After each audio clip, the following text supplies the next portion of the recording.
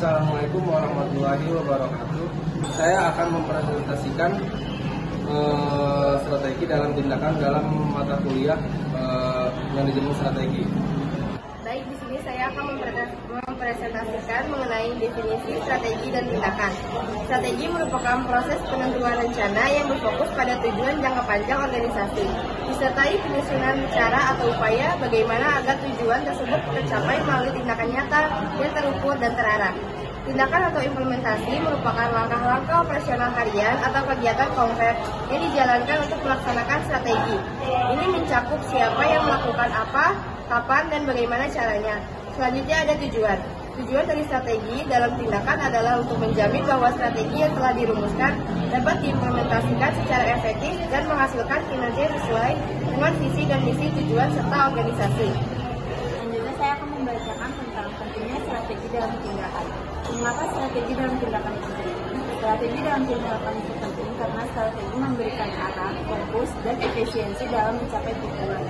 Strategi dalam tindakan menjadi tahap yang krusial untuk mencapai keunggulan, kompetitif, dan tujuan organisasi. Tujuan presentasi ini adalah untuk memberikan pemahaman tentang bagaimana strategi diterapkan dalam tindakan nyata melalui proses yang sistematis, serta mengenali faktor pendukung dan tantangan implementasi. Kemudian ada beberapa komponen strategi dalam tindakan. Komponen strategi dalam tindakan merujuk pada bagian-bagian penting yang membentuk dan mendukung keberhasilan pelaksanaan suatu strategi. Yang pertama itu ada tujuan atau goals, sasaran yang ingin dicapai melalui tindakan strategis. Tujuan harus spesifik, terukur, dan dapat dicapai, relevan, dan berbatas waktu atau fungsi SMART. Yang kedua ada analisis situasi.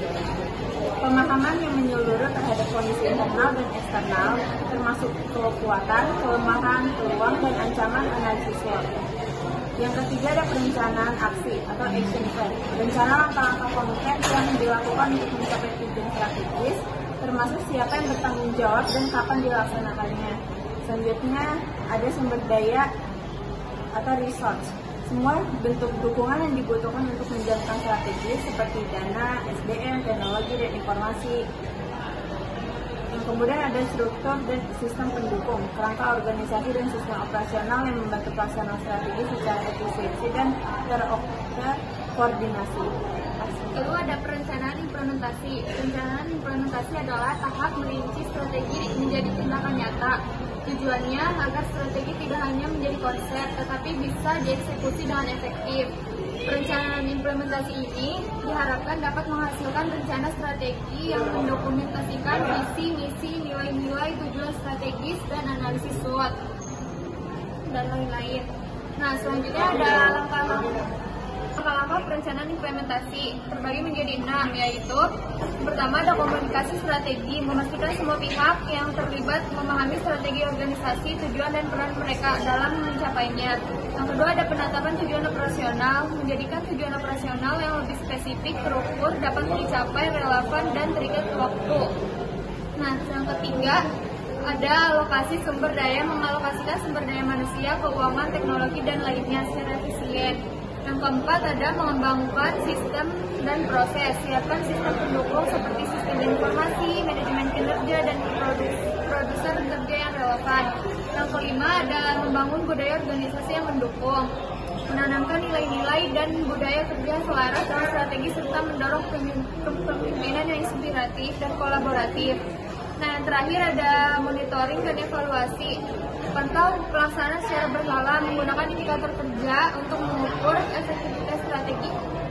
Baik, selanjutnya yaitu faktor pendukung keberhasilan implementasi.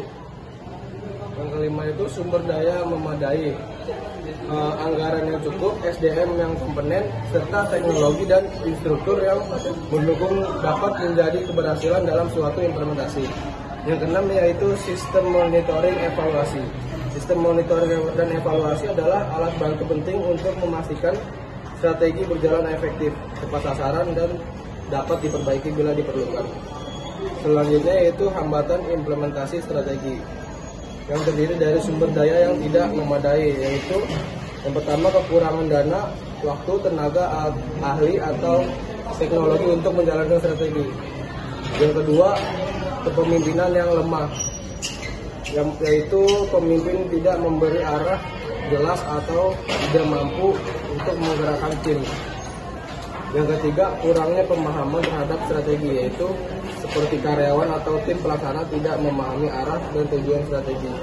Strategi hanya diketahui oleh manajemen atas, tidak dikomunikasikan ke bawah. Yang ketiga, resistensi terhadap perubahan. Contohnya seperti banyak individu atau kelompok yang menolak strategi baru karena merasa tidak nyaman, keluar dari zona nyaman. Budaya kerja yang terlalu kaku atau tidak adaptif. Kesimpulan dari kelompok kami yaitu strategi dalam tindakan berarti menerjemahkan rencana strategis yang telah dirumuskan menjadi langkah-langkah operasional yang nyata dan terukur. Ini bukan hanya sekedar implementasi, tetapi juga melibatkan penyesuaian, evaluasi, dan pembelajaran berkelanjutan untuk tercapai tujuan organisasi. Strategi dalam tindakan adalah tentang bagaimana organisasi benar-benar melakukan strategi mereka, belajar dari prosesnya, dan terus beradaptasi untuk mencapai kesuksesan jangka panjang.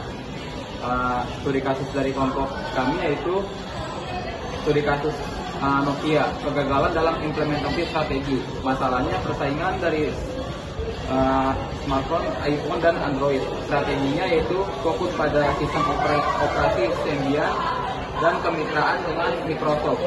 Tindakannya yaitu gagal mengadaptasi dengan cepat ke pasar smartphone berbasis iOS. Studi kasusnya yaitu hasil pangsa pasar turun drastis diakuisisi oleh Microsoft.